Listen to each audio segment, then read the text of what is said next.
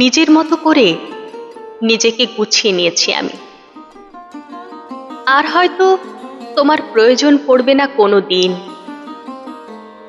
সবটুকু দিয়ে যে ভালোবাসার সেতু গড়েছিলাম তা ভেঙে চুরে দিয়ে তুমি চলে গিয়েছিলে অনেক দূর।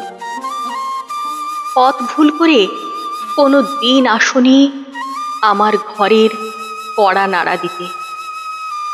যদি আসতে তাহলে বুঝতে কত কিছু বদলে গেছে এই কদিনে। কবে যে নিজের এলোমেলো স্বভাবগুলো হয়ে গিয়েছে একটা সাজানো গোছানো ড্রেসিং টেবিল, তা বুঝতেও পারিনি। অসংখ্য ধন্যবাদ তোমাকে এরকম একটা গোছানো ড্রেসিং টেবিল গিফট করার জন্য। জানো শোভন, গত কয়েকদিন ধরে তোমার কথা খুব মনে পড়ছিল। কতদিন কত কাল দেখা হয় না তোমার সঙ্গে। জানি না কোথায় আছো, কেমন আছো।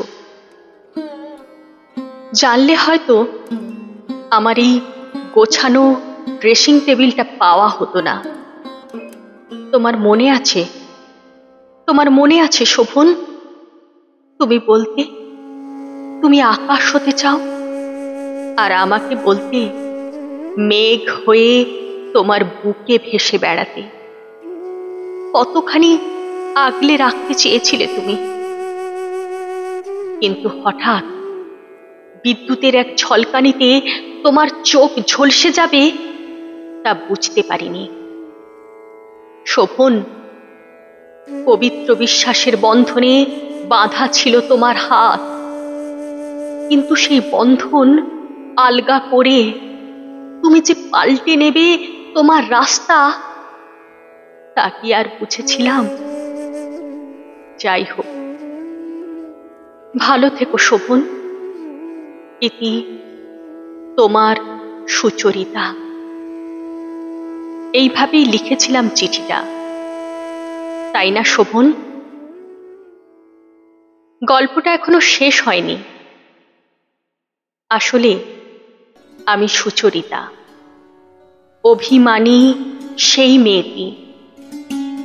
শোভনের থেকে দীর্ঘদিন কোনো ফোন কল, কোনো চিঠিপত্র না পেয়ে ভুল করে, ভুল বুঝে দূরে সরে গিয়েছিলাম।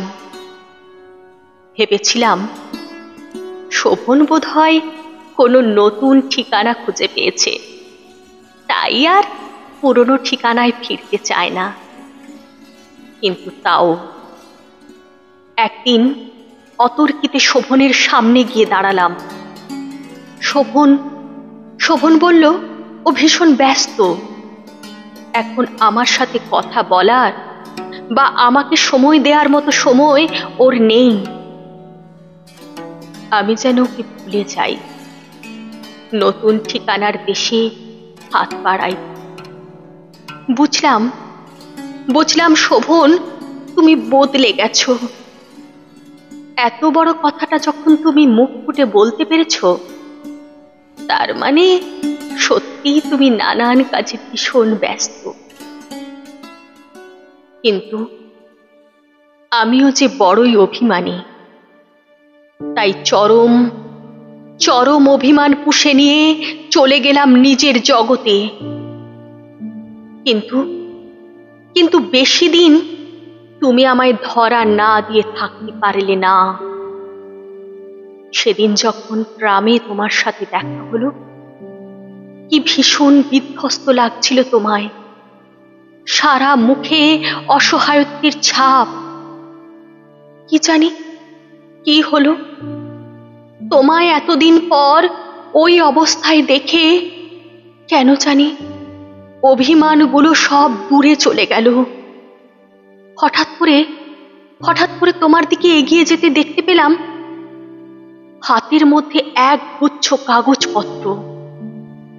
আমাকে দেখে চমকে উঠলে, মনে হলো যেন ভূত দেখেছ। আমাকে দেখেই কাগজগুলি লোকাতে চাইলে, কিন্তু আমি এক পলক দেখেই বুঝলাম কাগজগুলি কোনো অন্য কিছু নয়। মনে হলো কোনো ডাক্তারি রিপোর্ট। লুকোনোর সমস্ত চেষ্টা ব্যর্থ করে কাগজগুলো এক টানে তোমার হাত থেকে নিয়ে পড়তে লাগলাম। আর পড়ে যেটুকু বুঝলাম, তুমি আর মাত্র কিছু মাসের অতিথি। The last stage of blood cancer. বুঝলাম এত লুকোচুরি, এত ব্যস্ততা, এত দূরত্বের কারণ। বুঝলাম দূরত্বটা কিছু দিনের বা কয়েক মাসের বা কয়েক বছরের নয়, সারা জীবনের মতো তুমি বাড়িয়ে নিয়েছো শোভন। দূরত্বটা সারা জীবনের মতো বাড়িয়ে নিয়েছো।